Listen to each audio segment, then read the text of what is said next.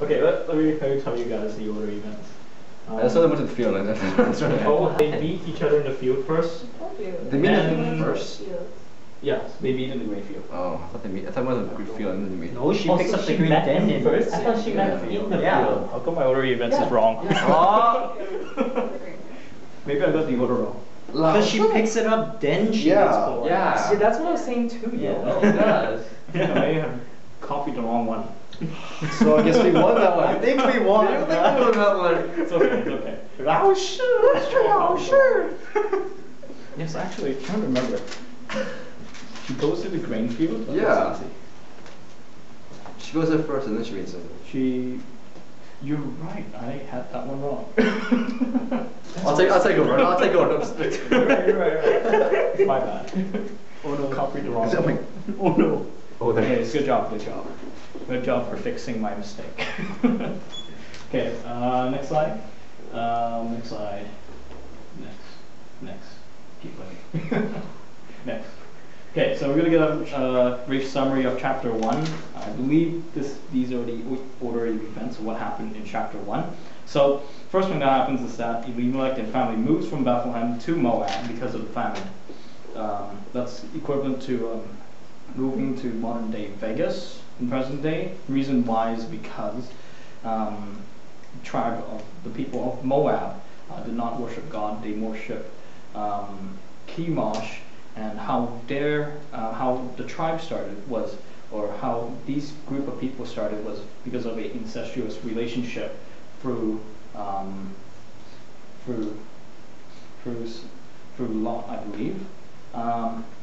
Now, what happens next is that now Elimelech, Naomi's husband, died. Naomi was left with two sons. Two sons married the Moabite women Orpah and Ruth.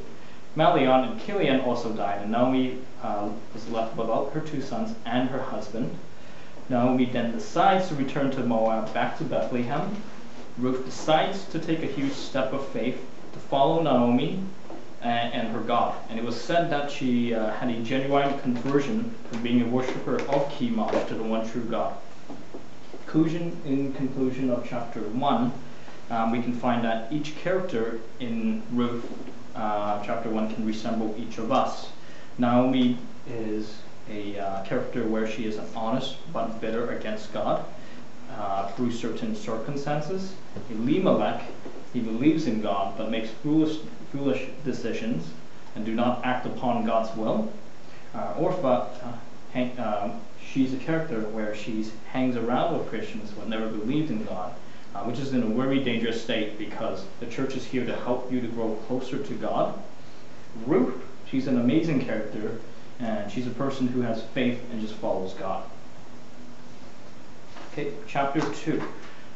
Okay, summary of chapter 2 is, the title of chapter 2, verse 1 is Ruth meets Boaz in the grain field. Now we get to the more romantic scene here.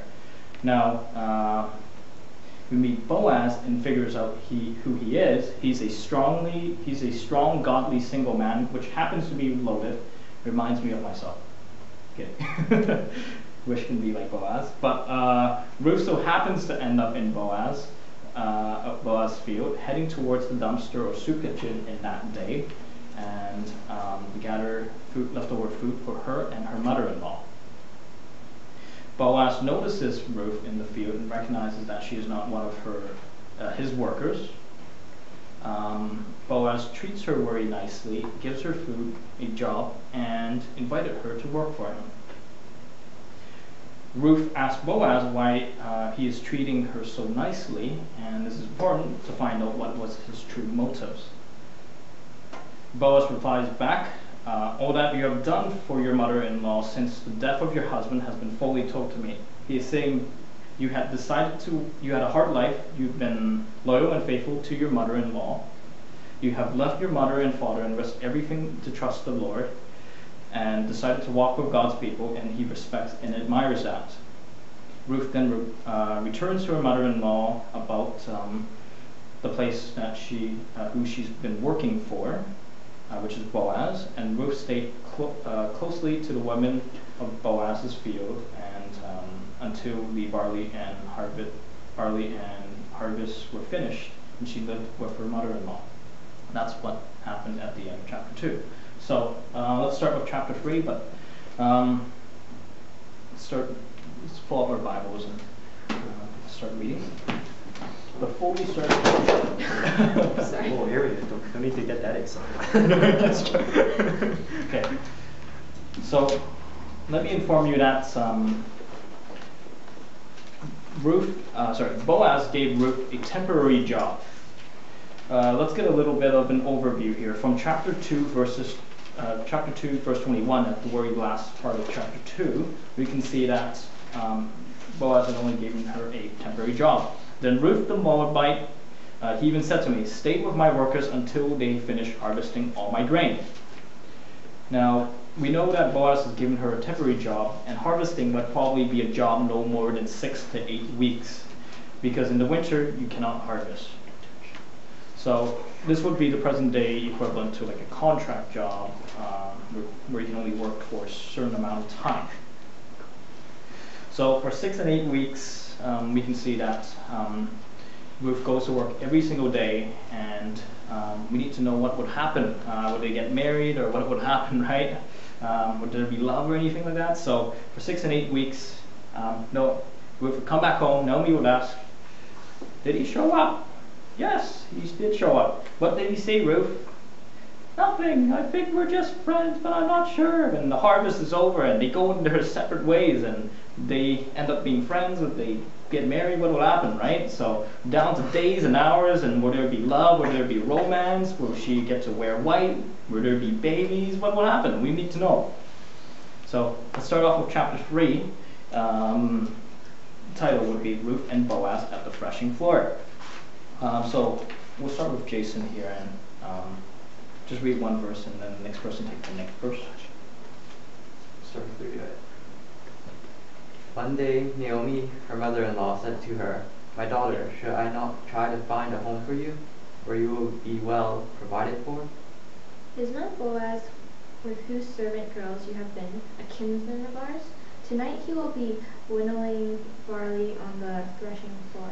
Okay, I'm going to stop there and read 1 and 2 for now. Okay, so Naomi is saying, said to Ruth, "I need to find a home for you where you will be well provided for." And she was like saying, how about Boaz? He's a relative of ours. Tonight he will be winnowing barley on the threshing floor. So let's take a look. I'm not going to have you guys guess. Wesley's going to get it right, even though I put A to Z. So what's winnowing? Can someone go ahead and read it? Is it winnowing or winnowing? I don't know how you pronounce it.